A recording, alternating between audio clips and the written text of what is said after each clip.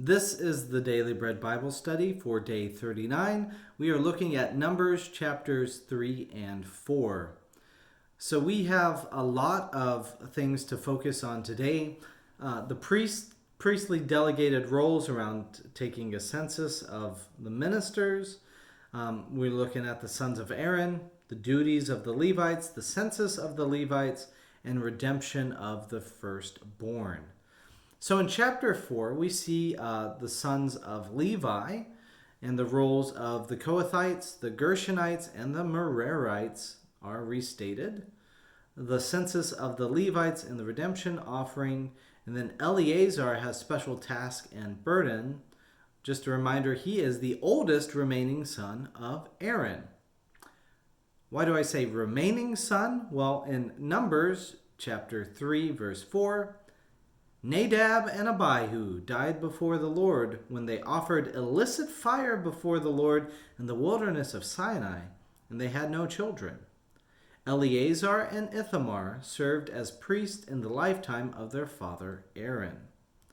So the priest in Leviticus chapters 9 through 10, they were inaugurated, and the duties of the Levites are restated here. The management of the tabernacle mainly, and the interactions with God and God's chosen people. Now just jog back to Exodus chapter 6. Moses and Aaron are from the tribe of Levi, specifically sons of Kohath and the grandsons of Amram. So moving back here to Numbers, the sons of Levi in Numbers 3:17, by their names are Gershon, Kohath, and Merari. So the Gershonites, the sons of Gershon, are 7,500, and the Merarites, the sons of Merari, are 6,200, and the Kohathites, the sons of Kohath, are 8,600. So the total that we come up with those numbers is 22,300, which is very close to what is quoted in verse 39 of 22,000. Now the Gershonites are ministers. In Numbers 4, chapter 4, verse 40, their enrollment by their clans and their ancestral houses was 2,630. So that kind of helps, get things kind of tidied up a little bit. And these are all the people who can serve within this community, or this subsection of the Gershonites. They were focused on the tent and cloth surroundings. So in Numbers 3:25, the responsibility of the sons of Gershon in the tent of meeting was to be the tabernacle, the tent with its coverings, the screen for the entrance of the tent of meeting, the hangings of the court, the screen for the entrance of the court that is around the tabernacle and altar, and its cords, and all the service pertaining to these. So they focused on the cloth parts of the tabernacle.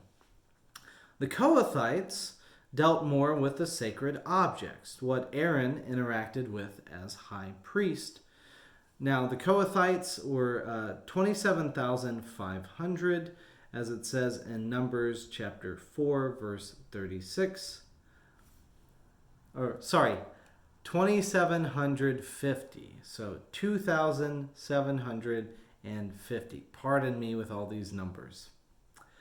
In Numbers chapter 3, verse 31, their responsibility was to be the ark, the table, the lampstand, the altars, the vessels of the sanctuary with the priest minister, in which the priest minister, and the screen, and all the service pertaining to them.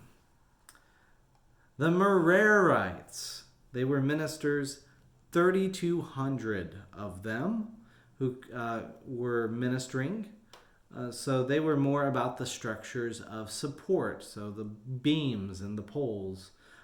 In Numbers chapter 3, verse 36, The responsibility assigned to the sons of Merari was to be the frames of the tabernacle, the bars, the pillars, the bases, and all their accessories, all the service pertaining to these, also the pillars of the court all around, with their bases and pegs and cords.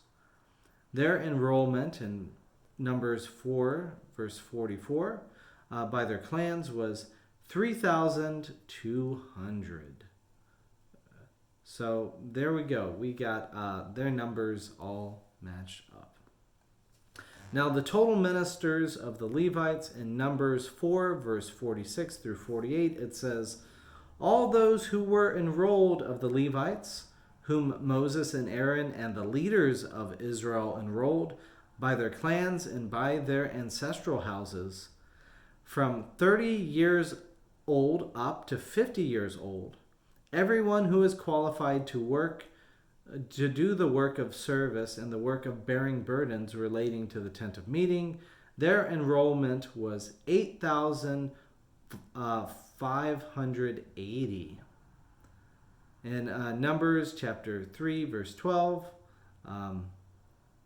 then there's also a idea that God says, I hereby accept the Levites from among the Israelites as substitutes for all the firstborn. So when it said in Numbers 3:13, for all the firstborn males are mine, when I killed all the firstborn in the land of Egypt, I consecrated for my own all the firstborn in Israel, both human and animal, they shall be mine, I am the Lord. So the total enrollment that we have for the Levites, whom Moses and Aaron enrolled at the commandment of the Lord, in verse 39 it says, all the males from the month old and upward was 22,000. So there are the numbers, looking pretty good. Why they are a little bit different in their counting, well, they're not age 20 and those who can serve in war, and they're not needed for war, and they're already survived circumcision by 1 month. So this counting method is used in the redemption of the firstborn in Numbers 3:43. The total enrollment, all the firstborn males from a month old and upward, counting the number of names, was 22,273. So 22,000, the number of the firstborn and allocated number of the Levites. They added 237 need to be redeemed, so 5 shekels apiece. And the redemption money left over goes to the temple functionings. So that's where we get in verse 50. There is 1,365 shekels in the redemption money. Now, in Numbers 3, verse 48, it says, give to Aaron and his sons the money by which the excess number of them is redeemed. So there we go, the 273 individuals extra to be redeemed, and the money that comes from that. And we close off today as we've looked at a lot of numbers. Thanks for bearing with me.